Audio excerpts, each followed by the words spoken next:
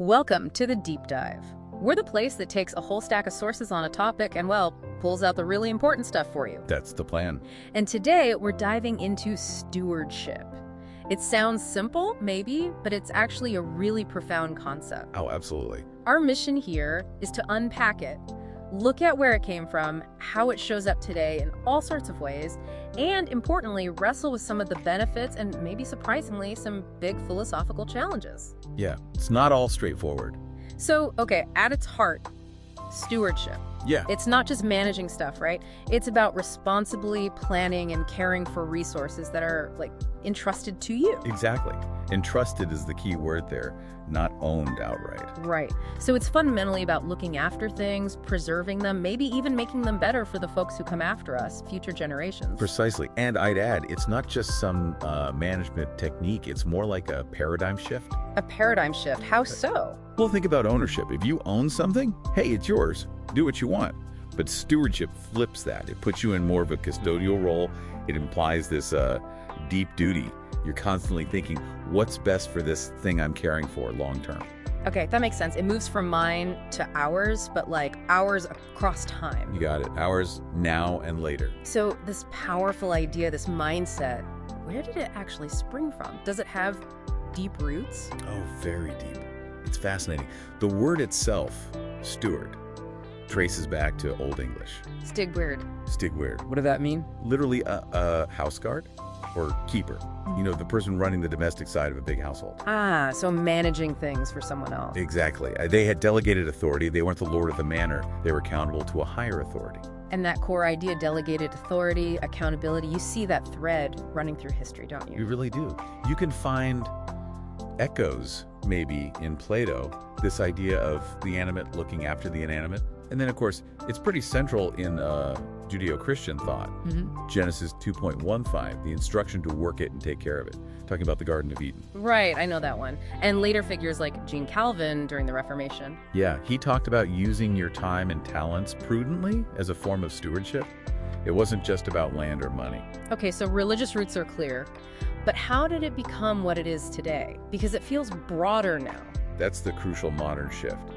While the roots are often religious, stewardship has largely, secularized. The accountability, it's less often framed as being to God and more towards society or, very significantly, future generations. Interesting. So the target of accountability changes, but the core idea persists. What are those bedrock principles then today? Well, first is that principle of ownership, the fundamental idea that ultimately it's not really yours to just dispose of. Okay, it's entrusted. Right. Then comes responsibility, an active duty to care for it, to act. Definitely not passive. And finally, accountability. You have to answer for how you manage that responsibility. Accountability. Yeah, that adds teeth, doesn't it? So these three things together, they form a kind of moral contract. I think that's a good way to put it. A robust moral contract, which means neglecting stewardship isn't just, inefficient or bad planning.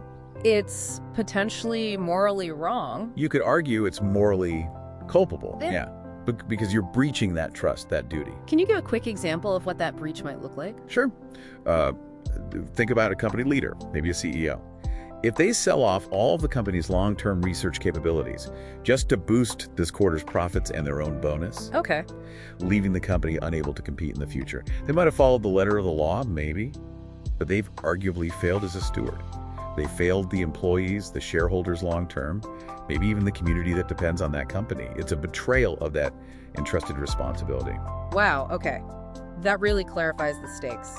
And once you start thinking like that, you see stewardship applying all over. Everywhere. Environmental stewardship is huge, obviously. Financial stewardship, how we manage investments or public funds. Corporate governance. Yep, including the whole emerging field of data stewardship, how companies handle our information responsibly. Public administration, definitely. And even just personal life. Absolutely.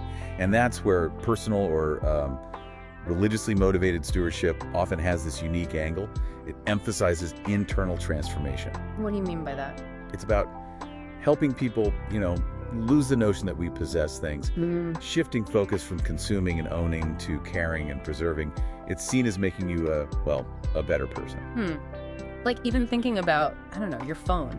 Are you just using it up or are you stewarding it? keeping it going, maybe fixing it. That's a perfect everyday example. Seeing it not just as disposable, but as something in your care for a time. Okay, this all sounds really positive. Ensuring assets get passed on better, building trust through transparency. Seems like a win-win. Mostly, yeah. The benefits are pretty clear. But here's where it gets really interesting, as you hinted earlier. It's not without problems or pushback. Definitely not. There are practical hurdles. Sure, lack of money, lack of awareness, it's hard work. But the philosophical criticisms are quite deep. Okay, let's get into those. What are the main critiques? Well, some theologians argue it doesn't even have a super strong biblical basis. They might say Genesis 2.15 is better translated as serve and protect, which is different from just manage. Serve and protect versus manage. Okay, that's a nuance. What else? There's the absentee landlord criticism. If God is the owner and we're the stewards, does that imply God is kind of checked out? Ah, like a distant owner who doesn't intervene. Right, which clashes with views of a constantly engaged deity. But perhaps the most pointed criticism is that stewardship gives humanity this potentially arrogant managerial ethic. Arrogant? How so? Because it positions humans as the managers of everything else. Yeah. And that mindset, critics argue, can inadvertently justify controlling, even manipulating nature, rather than approaching it with, say, reverence or partnership. Okay, I see. The managerial ethic. And that ties into maybe the biggest critique, the idea that it's too human-centered, anthropocentric. Exactly. That's probably the most potent charge. Yeah. That stewardship inherently views the non-human world, nature, animals, primarily as a resource. A resource to be managed well, but managed for human benefit. Precisely. Eco-theologians like Claire Palmer really dig into this. She argues it puts humans in this privileged spot, potentially ignoring the idea that nature might have its own value, intrinsic value, separate from us. Right. Does a forest only matter because it gives us timber or cleans our air, or does it matter just because it is? That's the core question. And it leads to the concern.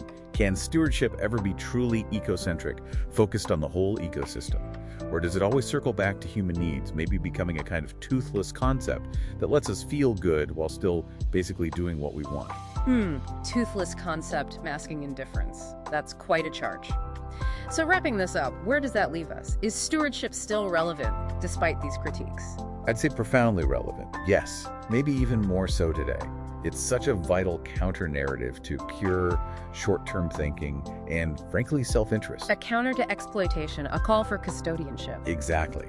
But for it to be truly effective and to answer those criticisms, it needs some critical self-reflection. Meaning what? Meaning acknowledging its limitations, especially that potential human bias, and maybe integrating it with other ethical ideas. Like what? Like deep ecology, which stresses the inherent worth of all life, or eco-justice, which demands we think about fairness, who benefits and who suffers from environmental decisions globally and locally. Stewardship needs that broader, more critical lens to really work today. Okay, so it's powerful, but needs careful handling and maybe some complementary ideas. We'll leave you, the listener, with a final thought to chew on. If stewardship really is about managing things for future generations, knowing you're not the ultimate owner, what's one thing in your own life, maybe this week, that you could steward a bit differently with that mindset? Something